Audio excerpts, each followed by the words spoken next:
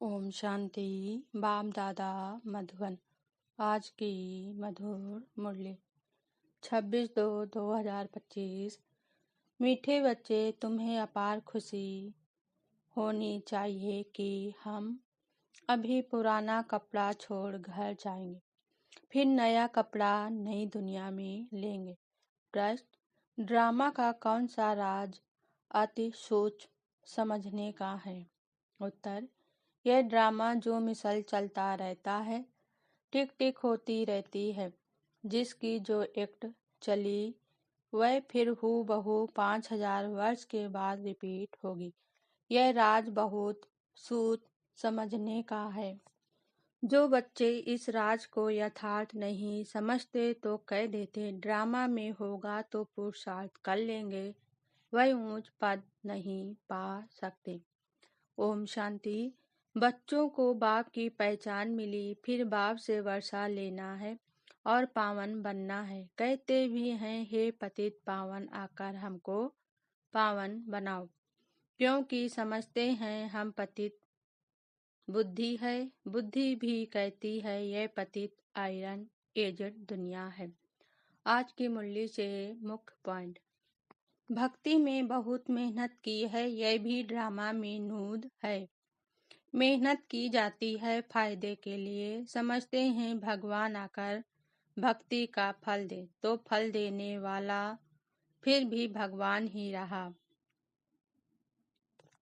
भक्त भगवान को याद करते हैं दुख में, तो कहते हैं आकर हमारे दुख हरो पावन बनाओ।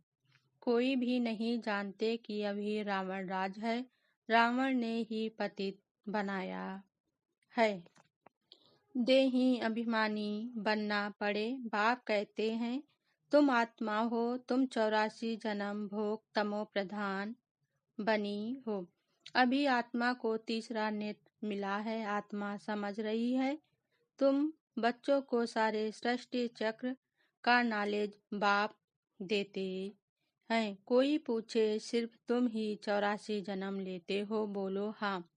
हमारे में कोई 84 कोई 42 जन्म लेते हैं। नाटक में एक्टर्स आधा घंटा पहले से ही घड़ी को देखते रहते, टाइम पूरा हो जाए तो घर जाएं। वह टाइम आ जाता है, तुम बच्चों के लिए बेहद की घड़ी है। यह चक्र फिरता रहता है। यह बहुत बड़ी सूक्ष्म बातें हैं समझने की। बाप अनुभव से सुनाते हैं। तुम जानते हो यह पढ़ाई फिर 5000 वर्ष बाद रिपीट होगी। यह बना बनाया खेल है, इस चक्र का किसको पता नहीं। हम सब आत्माओं को ले जाते हैं तो जरूर शरीर यहाँ छोड़ना पड़े। पुकारते भी हो हे बाबा आकर हमको पतित से पावन बनाओ।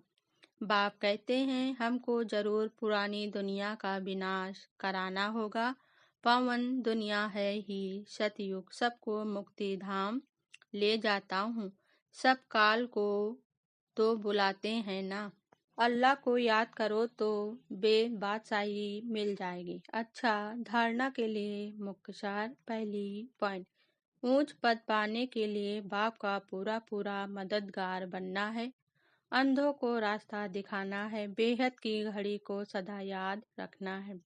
दूसरी पॉइंट: यज्ञ की संभाल करने के लिए सच्चा सच्चा ब्राह्मण बनना है। पैसे आदि जो हैं उन्हें सफल कर बाप से पूरा पूरा वर्षा लेना है। वरदान आज बाबा ने दिया। मन मना भव की विधि द्वारा बंधनों के बीज को समाप्त करने वाले नष्टो मोहा स्मृति स्वरूप भव। स्पष्टीकरण: बंधनों का बीज है संबंध। जब बाप के साथ सर संबंध जोड़ लिए तो और किसी में मोह कैसे हो सकता। बिना संबंध के मोह नहीं होता और मोह नहीं तो बंधन नहीं।